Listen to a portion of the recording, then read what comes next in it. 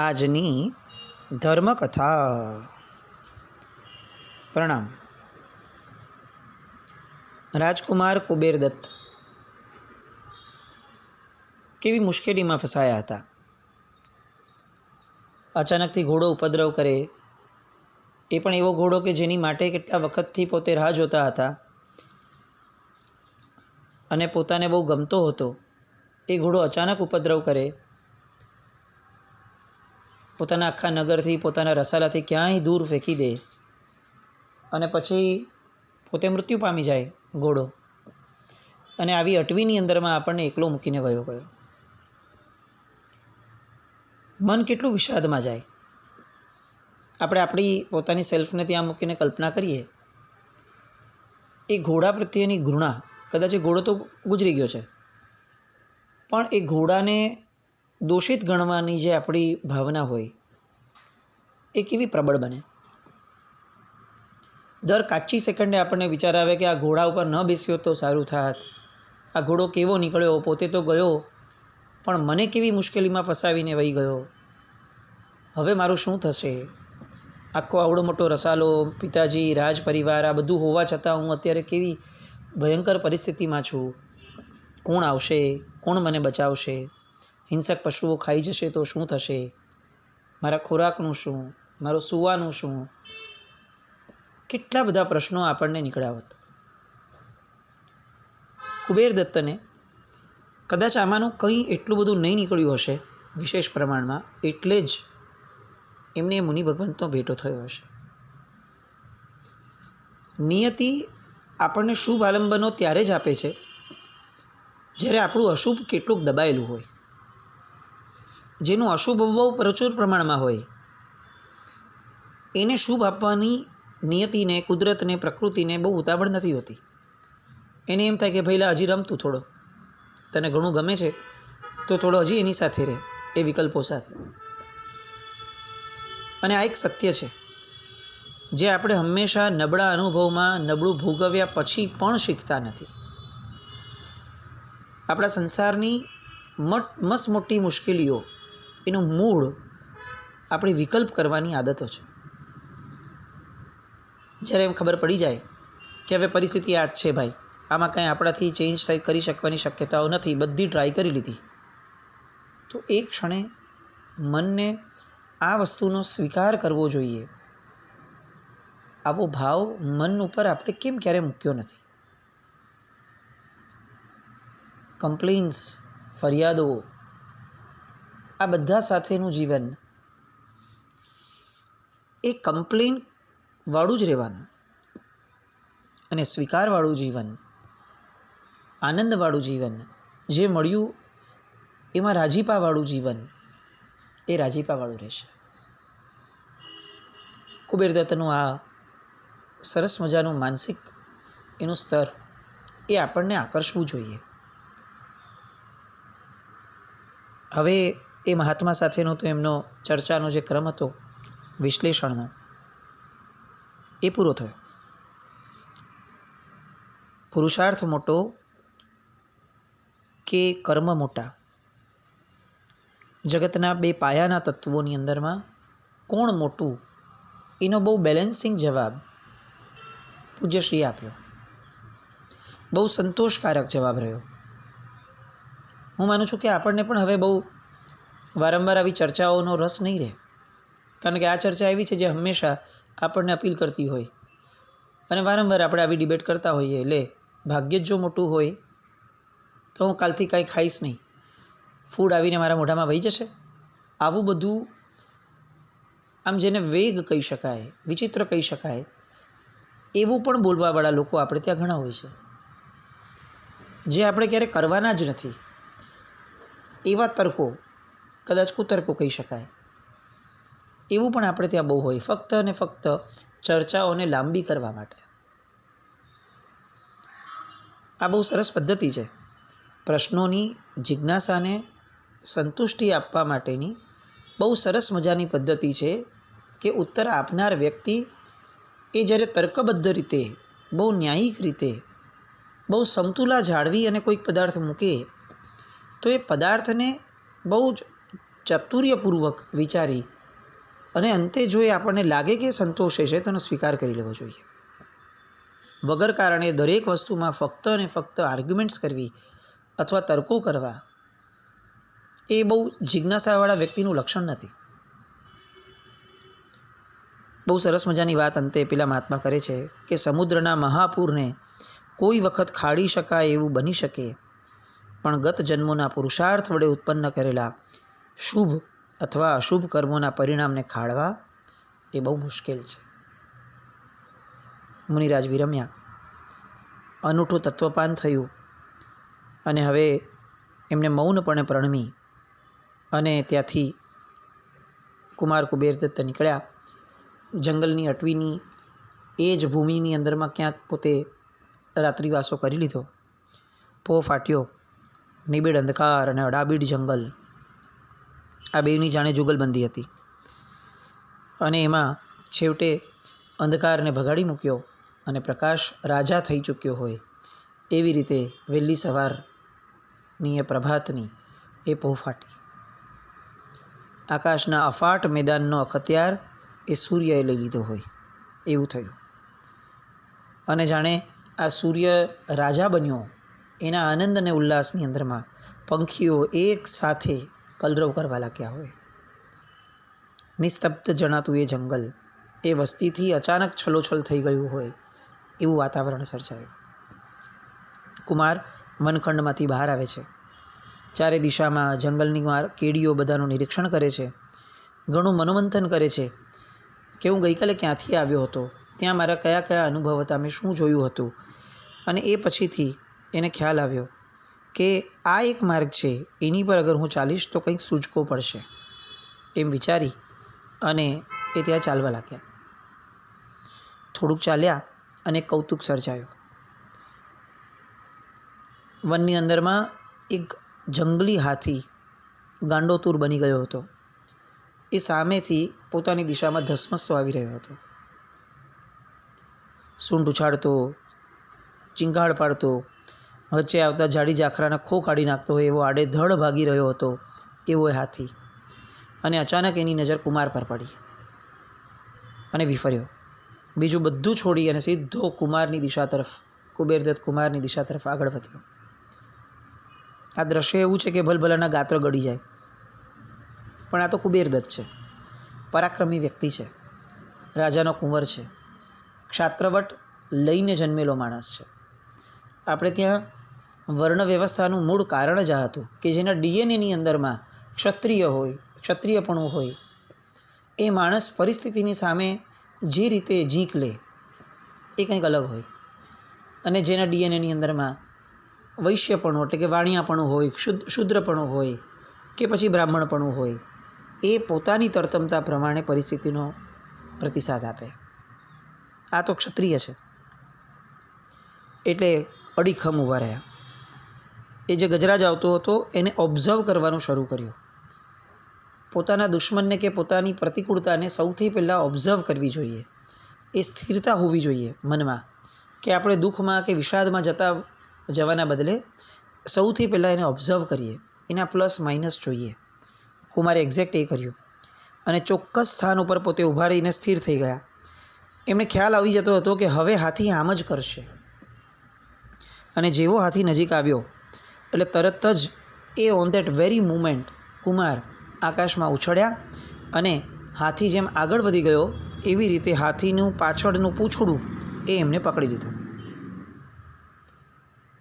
આ બહુ કરેજ માંગી લે, હિંમત માંગી લે એવી ઘટનાઓ છે. આપણે પોતાની જાતને તો કદાચ મૂકી પણ ન શકીએ આ પરિસ્થિતિમાં, પણ કુમારે એ કર્યું. હાથીને એવું ખ્યાલ આવ્યો કે આ કોઈક પાછળથી પૂંછડું પકડે છે, કોઈક આંબળે છે વારે ઘડીએ પૂંછડાને, એ જોવા માટે પાછળ ફર્યો. પણ આ એટલા ચીપકી ગયેલા કુમાર કે હાથીની સૂંઢ જે છે એ આમ પણ પૂંછડા સુધી આવવાની નથી. એટલે હાથી ઓર અકળાયો. એને ગોળ ગોળ ફૂદરડી શરૂ કરી. કારણ કે પાછળ રહેલા વ્યક્તિને હવે કાઢવો છે. કાઢવો કેવી રીતે?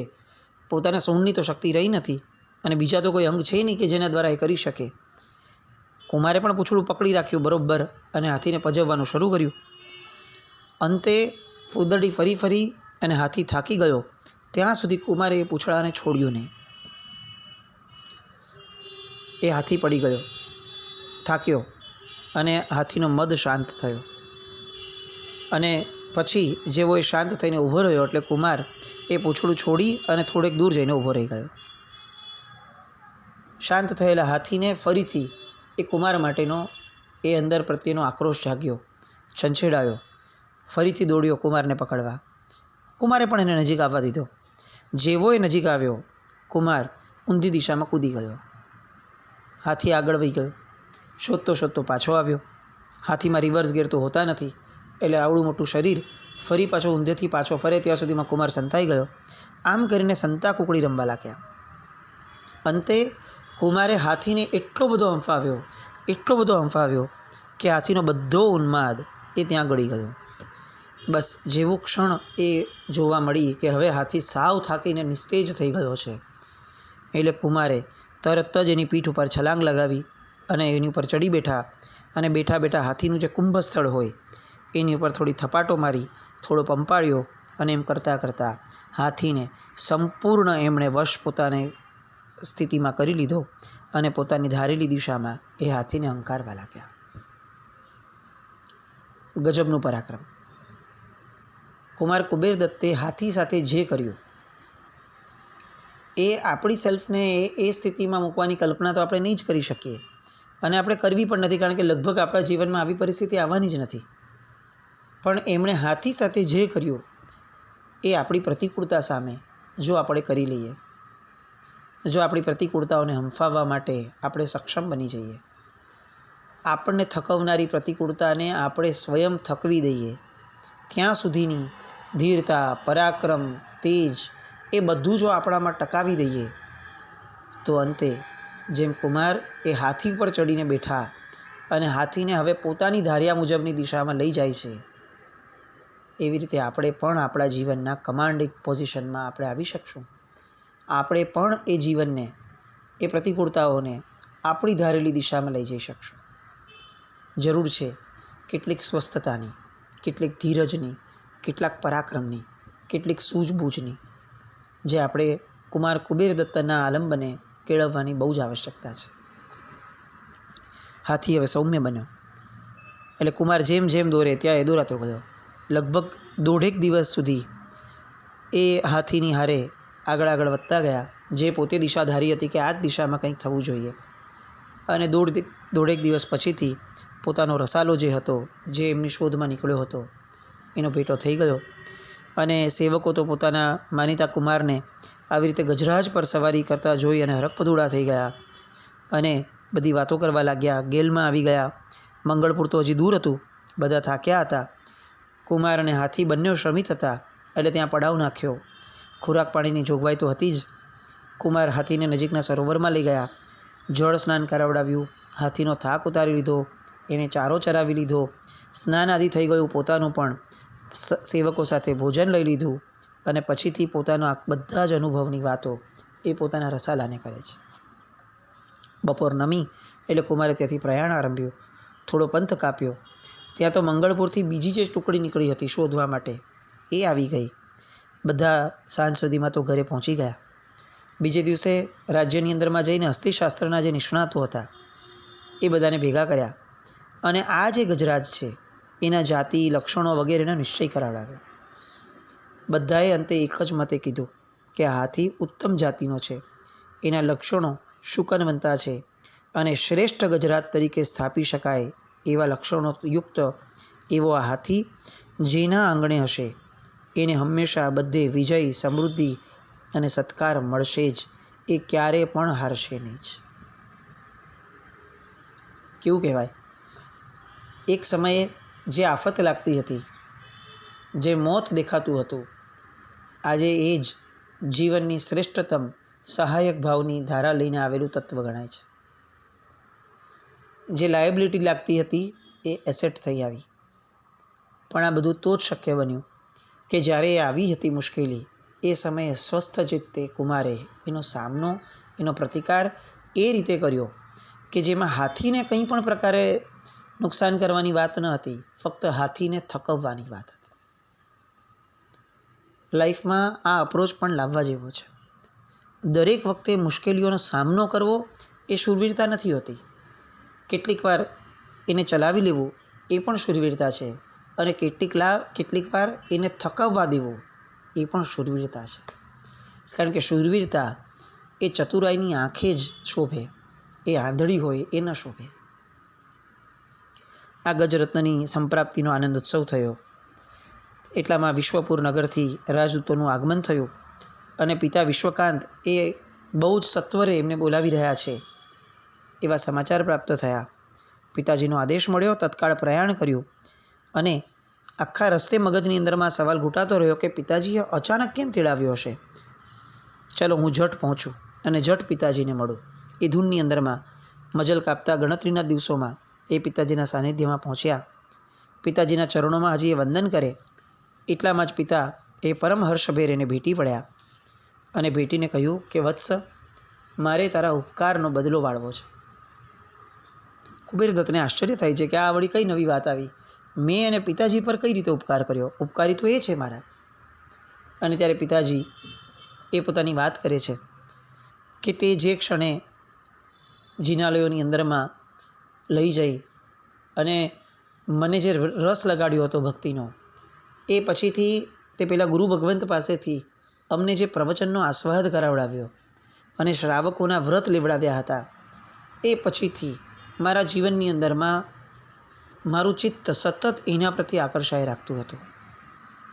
અને ધીરે ધીરે ધીરે વ્રતની અંદરનો આનંદ એ એટલો બધો વધતો ગયો કે હવે મારાથી રહેવાતું નથી, અને મને એવું લાગે છે કે મારે હવે વ્રતમાંથી મહાવ્રત તરફ આગળ વધવું છે. મારે સંયમ ધર્મ ગ્રહણ કરવો છે. તને એટલે જ સત્વરે બોલાવ્યો કે હવે એક ક્ષણ પણ આ સંસારમાં રહેવાની મારી ઈચ્છા નથી. તું રાજ્ય ધુરા સંભાળી લે, મને આટલી સહાય કર તો હું સંયમ ગ્રહણ કરી લઉં. બોલ, તું મને સહાયક થઈશ ને દીકરા? કુબેરદત્તની આંખો ભીની થઈ ગઈ. એણે કહ્યું કે પિતાજી, મારી એકમાત્ર મહેચ્છા હતી કે હું નિત્ય આપના ચરણોમાં બેસી રહું અને આપની આજ્ઞાનું પાલન કરું. આપ આવી રીતે ચાલ્યા જશો તો એ ઈચ્છા કેવી રીતે પૂરી થશે? પણ પિતાજી, આપ મોક્ષ સુખના પંથે વળવા માટે ઉદ્યુક્ત થયા છો, એટલે હવે મારી એ ઈચ્છાઓ દ્વારા હું અંતરાયભૂત બનું એ યોગ્ય નથી. પ્રસન્નતાથી આપ આપનું આત્મસાધન કરો. હું આપના આદેશ પ્રમાણે વર્તવા માટે તૈયાર છું. પિતા અને પુત્ર, એમના સંવાદો, એની ગરિમા, એમની એકબીજા માટેની લાગણીઓ, પોતાના કર્તવ્યોનું ભાન, આ કેવું પ્રબળ છે.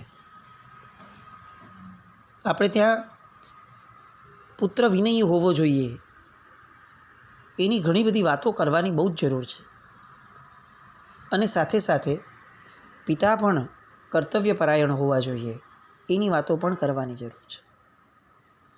વડીલો અને બાળકો, આ બંનેની વાત જો ભેગી નહીં થાય અને કોઈ પણ એક વ્યક્તિ જો બદલાશે અને બીજું બદલાવા તૈયાર નહીં થાય, તો પેલો બદલાયેલું વ્યક્તિ એ બહુ લાંબો સમય સુધી પોતાની બદલાવાની જે ધગશ છે એને ટકાવી નહીં શકે. અહીંયા પિતાની કર્તવ્યપરાયણતા કેવી છે? પોતાની ઉંમર થાય છે, પોતાના પુત્રને બધું જ સોંપીને વહી જવાનું છે, પણ એ કેટલી સરસ રીતે એ વાતને પુટઅપ કરે છે, મૂકે છે. અને સામે એનું બાળક પણ કેવો સરસ મજાના સંસ્કારથી દીપેલો હશે કે એ પોતાની દરેક વાતોનું શ્રેય પિતાજીને આપી અને પિતાજીની ઈચ્છાને પોતાના માથા પર ચડેલી આજ્ઞા તરીકે સ્વીકારી અને પિતાજીના માર્ગને મોકળો પણ કરી આપે છે. આ વાનપ્રસ્થાશ્રમ નામનો જે આશ્રમ આપણી સંસ્કૃતિમાં હતો, એક ઉંમર થાય એટલે નિવૃત્તિ લઈ લેવી. કોઈ આપણને નિવૃત્ત કરે અથવા આપણી ઉંમર, આપણી વિચારધારા એ હવે નવી વિચારધારા સાથેનો તાલમેલ હવે ન જોડી શકે અને પછીથી સંઘર્ષો ઊભા થાય એ પહેલાં આપણે જ બહુ જ પ્રેમથી આપણા ગૌરવપૂર્વક ખસી જવું, આ એક સરસ મજાની સંસ્કૃતિ હતી. અલબત્ત કોઈ એવી વાત નથી કે આવું જ થવું જોઈએ, પણ જો પરિસ્થિતિ એવો વળાંક લેતી હોય તો વડીલો માટેનો બહુ સુયોગ્ય ભાવ એ આપણી સંસ્કૃતિએ આપણને આપ્યો એ આ છે.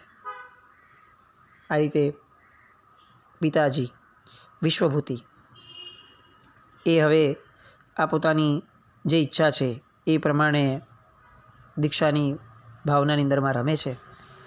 બાજુમાં ગામની અંદરમાં જ એક મહાત્મા હતા નગરની અંદરમાં. એ ખ્યાલ આવ્યો એટલે તરત જ એ વિમલેશ્વરી મહારાજ સાહેબને 5 યોજન દૂર હતા એમને વિનંતી કરી.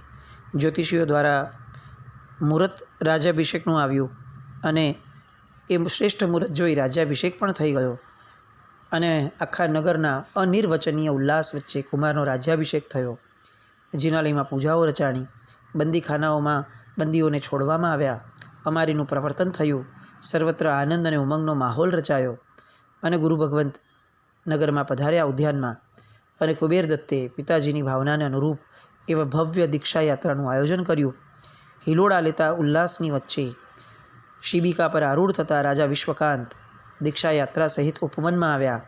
વિમલેશ્વરી મહારાજ સાહેબના વરદ હસ્તે વિધિપૂર્વક એમણે સંયમ અંગીકાર કર્યો અને એમની સાથે મંત્રી સુબુદ્ધિ સહિત 250 આત્માઓ સંસાર ત્યાગી સંયમ માર્ગને ગ્રહણ કરે છે. દરેક વ્યક્તિઓ સજળ નેત્રે પોતાના રાજાને વંદના કરી રહ્યા છે અને આગળ શું થાય છે એની માટે ફરીથી આવતીકાલે મળીએ. જીન આજ્ઞાવૃત કંઈ પણ બોલાવ્યો તો મિચ્છામિ દુક્કડમ. જૈનમ જયતિ શાસન.